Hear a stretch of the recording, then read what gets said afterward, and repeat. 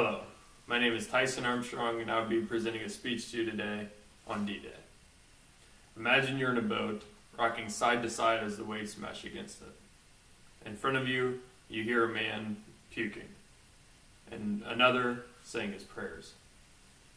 As you draw closer to the beach, bombs and bullets fill the air. This is just a glimpse of what it would be like to storm the beaches of Normandy.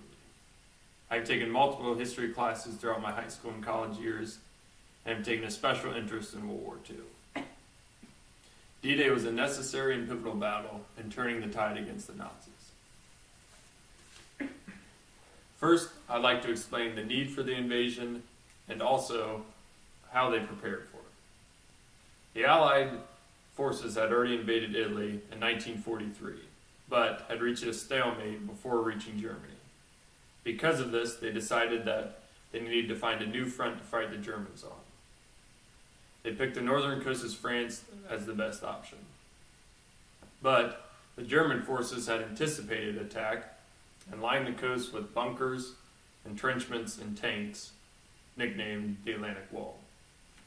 An example of one of these tanks was this German Panther, which was superior to any tank the Allied forces had at the time.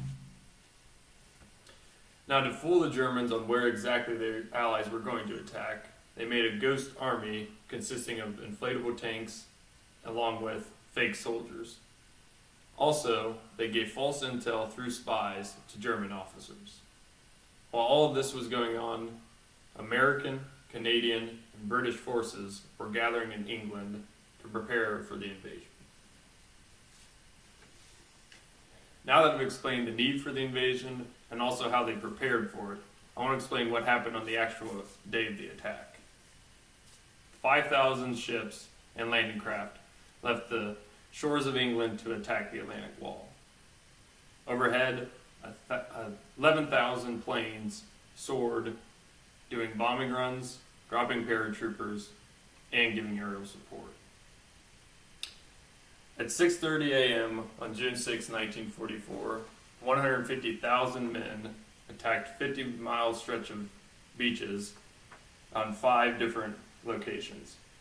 The first, shown here where the Americans attacked, were Utah and Omaha. Next were where the British attacked on Gold and Sword. And the final beach was Juno, attacked by the Canadians. The famous 101st and 82nd Airborne were dropped over Utah Beach.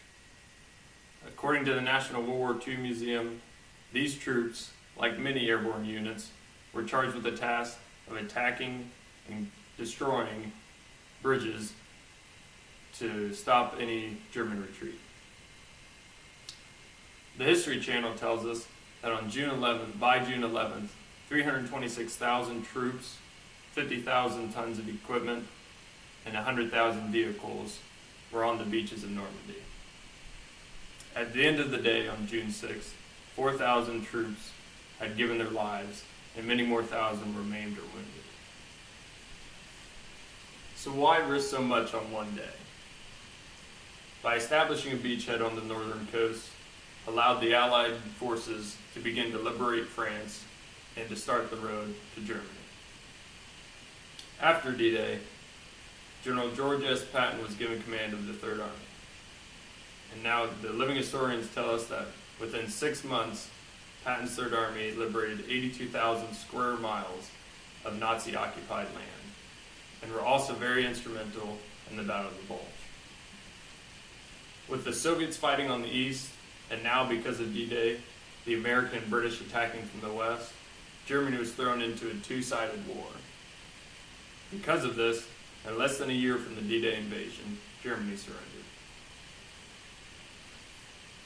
To sum all of this up, to plan such a massive invasion took months of espionage and planning to ensure an effective mission.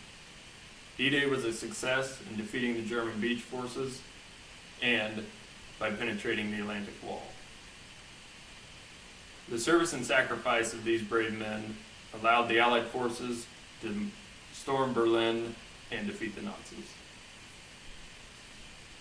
Like I said before, the D-Day invasion was a necessary and pivotal battle in turning the tide against the Nazis. The freedom and liberty the United States and its European allies enjoy today could not be possible without the success of the D-Day invasion.